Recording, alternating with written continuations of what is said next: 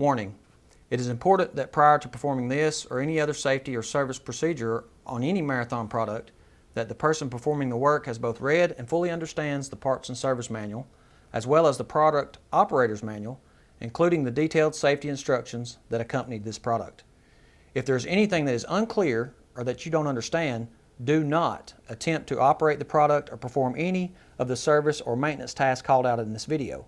Quarantine the area, lock out and tag out the product, walk away and contact your supervisor immediately for clarification.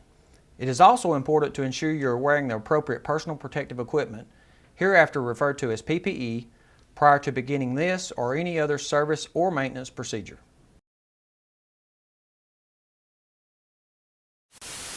Hey, I'm Donald Tidmore, the service guru here at Marathon Equipment, and thanks for joining me at the Service Shack.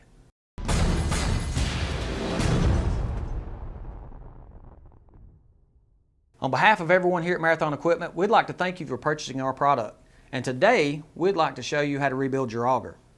Before we begin, ensure that you have the proper PPE required by your facility. At a minimum, we suggest eye protection, gloves, safety shoes, earplugs, and a welding hood, but always follow your company's PPE guidelines. To perform this rebuild, you will need the following equipment: an overhead crane or forklift, a pneumatic grease pump, rags, solvent, gear oil, bulk grease, spray chain lube, blue Loctite, and anti-seize.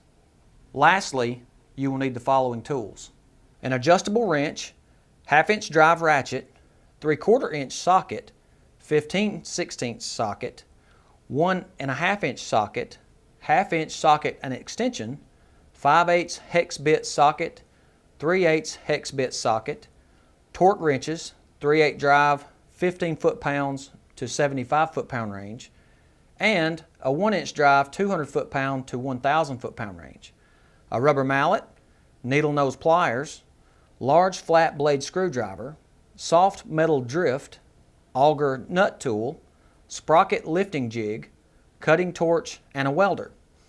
If you're working on an ASC 210 or an AST 220 auger, you will also need a 5mm hex key, 8mm hex key, and a 1/4 inch hex key. If you are working on an AST 320 or AST 440 auger, you will also need a 6mm hex key, 3/8 hex key, and a 5/16 hex key.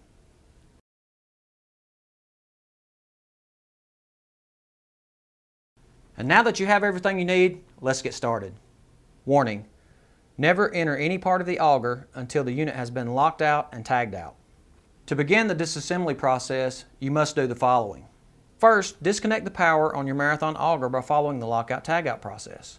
If you're unfamiliar with this, please check your manual or reference our Service Shack episode that shows you how to perform this process. Next, put on your welding PPE and use a cutting torch to cut the auger bolt retainer plate on the end of the auger retaining bolt. Then cut the welds off the auger retaining screw caps. Using a wrench, an extension, and a 1.5-inch socket, remove the auger retaining bolt. Wrap a strap around the auger screw, move the forklift underneath the auger screw, and secure the strap to the front of the forklift. Using the forklift, carefully pull and lift out the auger screw and place it in a secure location. The next step is to remove the chain. First, take the rear cover off and place it in a secure, clean location. Using a pair of needle nose pliers, remove the master links cotter pins on the chain. Then remove the chain and store it in a secure, clean location. Next, you will need to remove the taper lock hub large sprocket. First, use an alternating pattern to loosen and remove the 3 taper lock bushing bolts with a 5/8 hex bit. Then insert taper lock bushing bolts into the 2 open bolt holes and tighten them using the same alternating pattern. This will unseat the large sprocket from the top of the taper lock bushing. Next, use a screwdriver to wedge the taper lock bushing, use the main sprocket to slide the taper lock bushing off the shaft, and place it in a secure, clean location.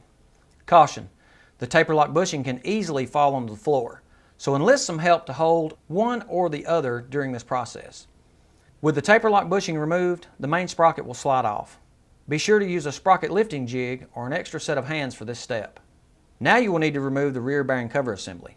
First, remove the key from the main shaft. Remove the key using a 1/4-20 bolt or set screw. Then unplug the grease drain line. Next, remove the rear bearing cover by using a long 1/4 inch hex bit to loosen the 6 cap screws and store it in a secure, clean location. Next, you will need to remove the main shaft lock washer and lock nut. First, use a flathead screwdriver to bend the star lock washer tab off the top of the lock nut notch. Then loosen the grub screw using a 5mm hex bit for ASC 210 and AST 220 models. Next, you will use the auger nut tool and a wrench to remove the shaft nut.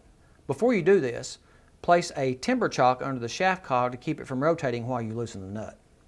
Then remove the lock nut and star lock washer. To continue the disassembly process, you will need to remove the main shaft. First, you will need to remove the front hub cover inside the auger. Remove the timber chock, then using a long 1/4" hex bit, loosen the 6 cap screws. Use the forklift with a small pallet and insert it underneath the main shaft. Use the pallet to gently lift upwards on the main shaft, while your help pushes the main shaft from the other side. Once the main shaft is loose, use the forklift to remove it and gently set it on the ground. While this is happening, your help will remove the rear bearing and store it in a secure, clean location. The next step is to clean up, inspect, and remove the main shaft assembly. Remove the front bearing from the shaft by carefully using 2 crossbars to lift it. Slide the front bearing cover off the main shaft, remove the seals and the O-ring, and inspect the cover for damage or deformation. Note: if you see any deformities, replace the cover as needed. Wipe grease out of the bearing housing, then clean the main shaft. Once clean, remove and replace the O-ring. If the front bearing cover is free from deformities, clean it and then remove the old seals and O-ring. Now you will need to clean and inspect the bearings and bearing races. The face of the rear bearing race should be smooth with no deformities. Check inside the race as well for foreign material and remove it to prevent it from getting inside the bearings. If damage or unacceptable wear is found, both the bearing and the bearing race must be replaced. Do not reuse old bearings or bearing races with new bearings or bearing races. To complete the disassembly process, you will need to remove and replace the bearing races. Inspect the bearing race inner surface and remove all debris and burrs so that the surface is smooth. Use a bearing race removal tool if accessible. Otherwise, if there is a sufficient shoulder on the race, use a soft metal drift to tap the bearing races out. If there is not a sufficient shoulder on the race, use a cutting wheel to cut a groove from inside the race to the outer surface of the race, being sure not to damage the bearing hub in the process. Then use a soft metal drift to tap the bearing race out. Now that you have completed the disassembly, it's time to start the assembly process. Install seals, O-rings, and Meyer retaining ring on the front bearing cover. Install seal and O-ring in the rear bearing cover. Install rear bearing race and front bearing race into the bearing hub. Use a soft metal drift to tap the bearing races into place. Note: bearings have a part number etched onto them. Ensure that the bearing and the bearing races are correctly placed. Pack the roller bearings with grease. Pack the seals with grease. Prepare the main shaft. Some cleaning and preparation of the area where the bearing cover seals contact the main shaft will be necessary. Any welding splatter must be polished off. After polishing, wipe the shaft with a solvent rag to remove any residual grit. Install main shaft, bearings, and front and rear bearing covers. Slide the front bearing cover fully onto the main shaft. Slide the front roller bearing fully onto the main shaft. Tap the center of the roller bearing with a soft metal drift to ensure the bearing is driven fully onto the shaft. Screw the nut onto the shaft a few turns before installing the main shaft into the bearing hub. This will protect the thread during the installation and prove the thread is not damaged. Using the forklift pallet, lower the shaft on an angle until the shaft enters the hub. Apply hand pressure to level the shaft. Guide the shaft into the bearing hub. Remove the lock nut. Install the rear bearing and lock nut. Use the auger nut tool and torque wrench to tighten the lock nut, and use a timber chock to stop the shaft from rotating while tightening. Remove the chock and rotate the shaft several times and retension the lock nut. Tighten the grub screw using a 5mm hex bit, 6mm hex bit for the AST 320 and AST 440 models. Note: proper torque on the lock nut on the ASC 210 and the AST 220 is 525 foot-pounds, and the AST 320 and AST 440 is 950 foot-pounds. The proper torque on the grub screw is 13.28 foot-pounds for the ASC 210 and the AST 220. The proper torque on the grub screw is 28.81 foot-pounds for the AST 320 and AST 440. Fasten the front bearing cover. Use a long 1/4-inch hex bit to tighten the 5/16 bearing cover cap screws. Torque the front bearing cover cap screws to 31 foot-pounds. Connect an air-powered grease pump to fill the bearing hub until the grease is seen passing through the bearing at the drive shaft end. Rotate the shaft several times during this process. Install the rear bearing cover. Ensure the grease connection is oriented to the top left position at the 45-degree angle from vertical. Fasten the rear bearing cover using a long 1/4-inch hex bit to tighten the 6 5/16 rear bearing cover cap screws. Torque the bearing cover cap screws to 31 foot-pounds. Install the grease drain line and continue to pump grease, maximum of 10 psi, until the grease appears in the drip pan. Clean up the excess grease. Install the key into the main shaft. Ensure the key is fully set by tapping with a rubber mallet. Remove the taper lock hub. Apply anti-seize compound to the shaft. Use the screwdriver to wedge open the hub. Slide taper lock hub back into sprocket. Turn the taper lock hub until the holes align. Using new bolts, apply blue Loctite to all the sprocket bolts and use a 3-bolt pattern to secure the taper lock hub to the sprocket. Install the sprocket taper lock hub on the main shaft. Slide the sprocket taper lock hub on the main shaft, ensuring the key and keyway are aligned. Measure from the back plate to the face of the small sprocket, and then measure from the back plate to the face of the large sprocket to ensure the faces are flush. Note, if the sprockets are not flush, adjust the small sprocket on the ASC 210 and the AST 220 augers by loosening the set screw on the back of the small sprocket. And then once the sprockets are aligned, torque the set screw in the small sprocket to 63 foot-pounds. To adjust the small sprocket on the AST 320 and the AST 440 augers, you will need to remove the bolts from the small sprocket, replace them with new bolts, apply blue Loctite to all of them, and after ensuring the sprockets are flush, torque the small sprocket bolts to 60 foot-pounds using an alternating tightening pattern. Align the end of the taper lock hub with the end of the main shaft. Remove the screwdriver from the hub. If you're using a new chain, shorten the chains by 6 links.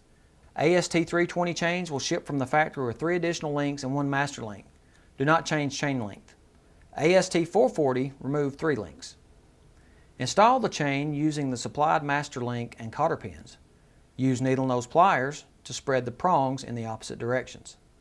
The chain deflection should be approximately 1 inch to 1.5 inches when finger force is applied.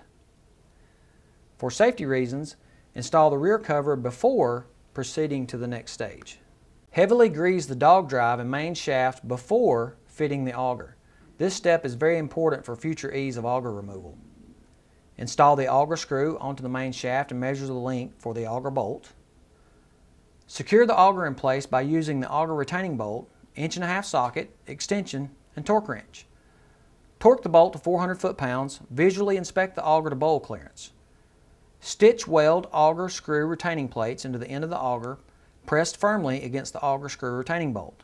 Now that you have completed the assembly of your auger, the final step is to carry out operational tests and apply power. Once you have confirmed that everything is operating as intended, you have officially completed this process. Well, that's it. Now you know how to perform a rebuild of your Marathon augers. If you have any questions, please contact Marathon Technical Services at 877-258-1105. Remember, we're here to help in any way we can, so be safe out there, and thanks for joining me at the Service Shack.